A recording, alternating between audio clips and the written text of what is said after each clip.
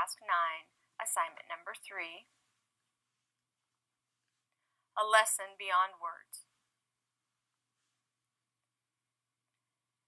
Edited from Reader's Digest version of the book by Mitch Albom, Tuesdays with Morrie. It is the spring of 1976, my freshman year, at a university in Massachusetts. And I have my first class with Morrie Schwartz.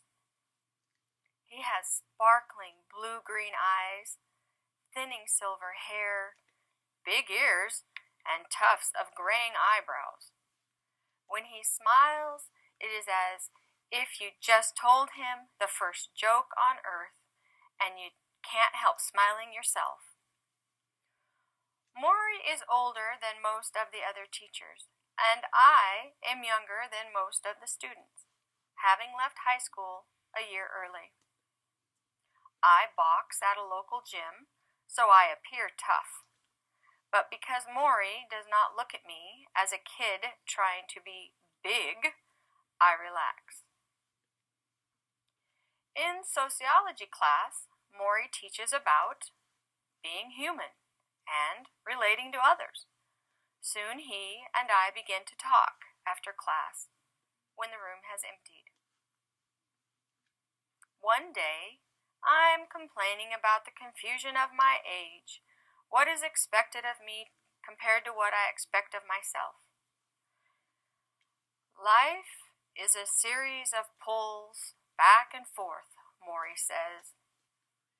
You want to do something, but you are bound to do something else. It's a tension of opposites, and most of us live somewhere in the middle. I suggested it sounds like a wrestling match, and I wondered who wins. Love wins. Love always wins, he says. I finish the course with him and enroll in other courses.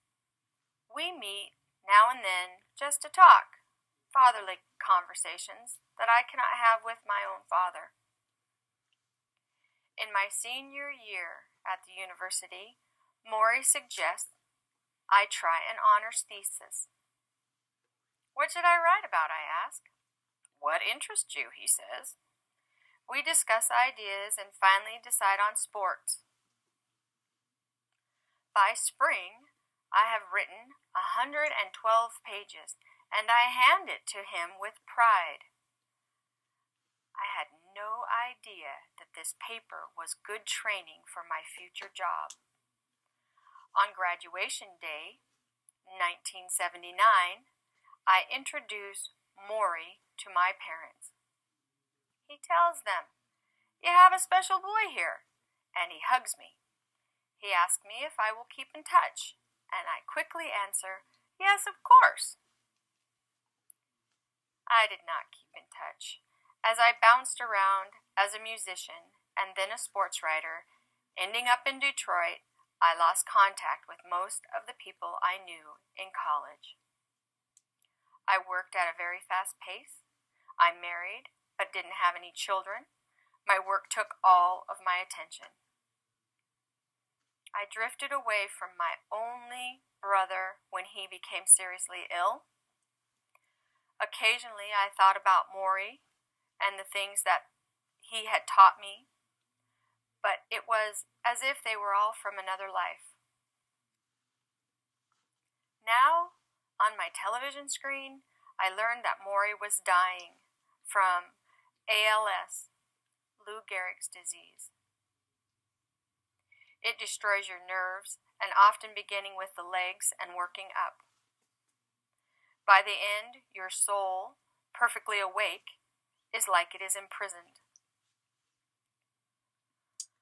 Morrie decided he would walk the final bridge between life and death and talk about it.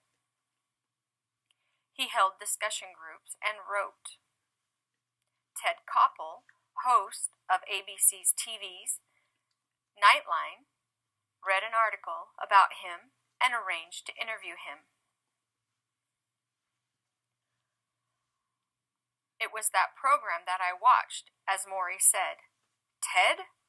When all this started, I asked myself, am I going to withdraw from the world, or am I going to live? I decided to live, and at least try to live, the way I want, with dignity, courage, and humor. Will I be able to?